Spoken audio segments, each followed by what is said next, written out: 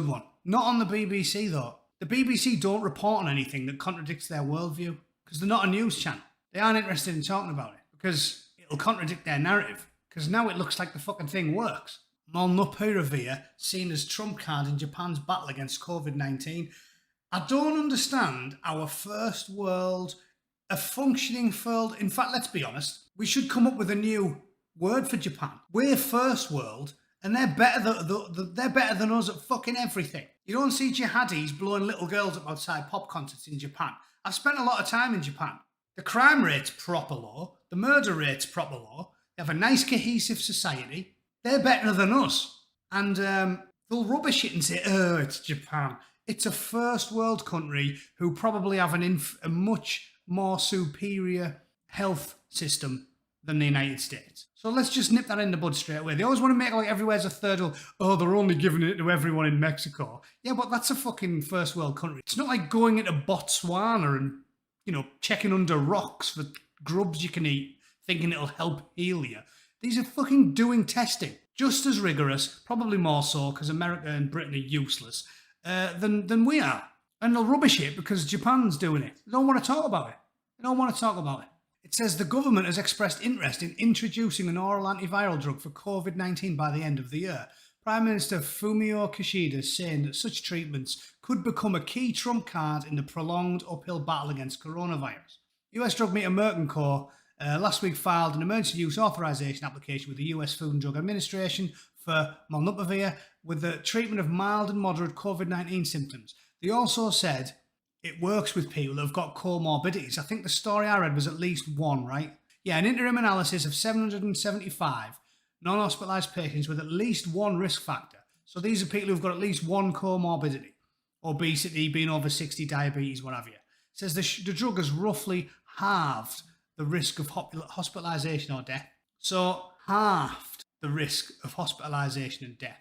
Can't argue with that. You could cut if it's literally just get the death toll, half it.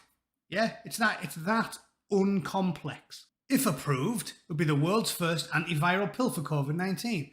Well, guess who was talking about it a fucking year ago? Guess. And guess why it got slowed down? Because of naked politicking by the human scum that we call the political class, the elites. Elite, that word used to mean something. The SAS were the elite. The SBS were the elite. The modern elite are like full-on special needs. We should just reverse that now. Elite should be if you have to have a tube up your ass to breathe. If you're on the fucking intensive care ward of the local hospital and you're brain dead because you fell in a pond drunk and you spent 11 minutes underwater. Elite. Turns out, ladies and gentlemen, Merck's COVID remedy was purposely slowed by a whistleblower, which we all know what whistleblower means. A whistleblower is usually long-standing civil servant or political fucking activist. That's what a modern whistleblower is. It's all bollocks. Turns out they've delayed funding for it, sort of on purpose. It says when Merck and Ridgeback Biotherapeutics announced that their new antiviral pill reduced COVID hospitalizations by roughly half, some in the media blamed Donald Trump. Ooh, whoopsie. Roughly halves the death rate.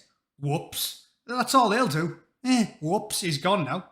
Biden's in. Fucking winner. These people are so dishonest that they'd spend 6 months saying, oh my God, he wants to kill you. He wants you to inject yourself with bleach. Yet another fiction that we all know about, right?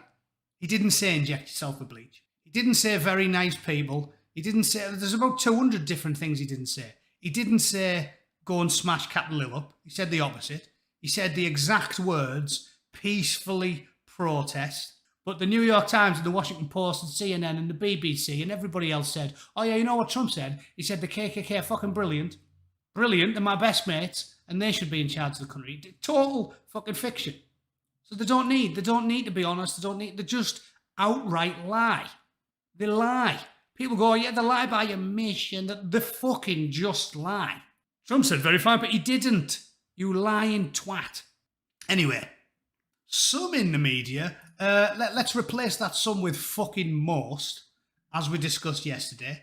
Because you know who's going to have some in the media. No, I'll tell you who'll have done it in the media. BBC, CNN, Channel 4, Sky News, Washington Post, New York Times, MSNBC, the fucking Guardian, the Independent, the Daily Mirror. You can just reel them off all day long. I don't even need to try. Some in the media. Fucking all of them. Because this is why we're in the shit. Like I keep saying. The personal is the political. You can't have science anymore. They keep going, trust the science, trust the science. Well, I trust the fucking science. Vaccines, abortion, euthanasia, what else am I tolerant and liberal on? I trust the science. I've always trusted the science. I like fucking science. But the problem is, you lying rat, weasel, shithouse bastards. The problem is, you refuse to report anything, without sackfuls of political horse shit mixed in with the science, will you? So most of the media blame Donald Trump. Some in the media blame Donald Trump. Most of the media blame Donald Trump for a fucking drug that the Japanese have just said, well, we've done some trials and it fucking works. Done. I don't need to talk anymore, do I? I mean, I'm going to, because I'm a gobshite. But I could just stop the video here, and that'll do. Done. I've shot me bald. I've jizzed facts all over the mainstream fucking media. It doesn't need to get any more complicated than that. I don't need to read any more. The media blamed Donald Trump. Yeah, let's just start it there. The media blamed Donald Trump, and now we know it fucking works. Because from 775 non-hospitalised patients with at least one risk factor, being overseas, blah, blah, blah, has shown the drug roughly halves the risk of hospitalisation or death. So there we go. If they delayed it for 12 months because they were playing politics, there's something we can make Trump look like an absolute psychopath. Oh, let's do it. Fuck the science. This is my point. You can't trust them now. They say, oh, the science, like it's a religion, the science. You lie. You'll hide science if it goes against your political narrative. There isn't Republican science and Democrat science. There's just fucking science. There's just facts. There's just data. There's just experiments and hypotheses and fucking blokes in lab coats doing shit. And women, militant feminists. Media blame Donald Trump. Oops, looks like it works. Got a couple of extra million dead people, but who gives a fuck? At least we made the orange man look bad. Nice one. Fucking winner. Back pats all round. Let's go to a fucking exclusive restaurant. That's how bad it is. In fact, should we call it there? Because I think that's a good place to fucking leave it. Yeah? Yeah.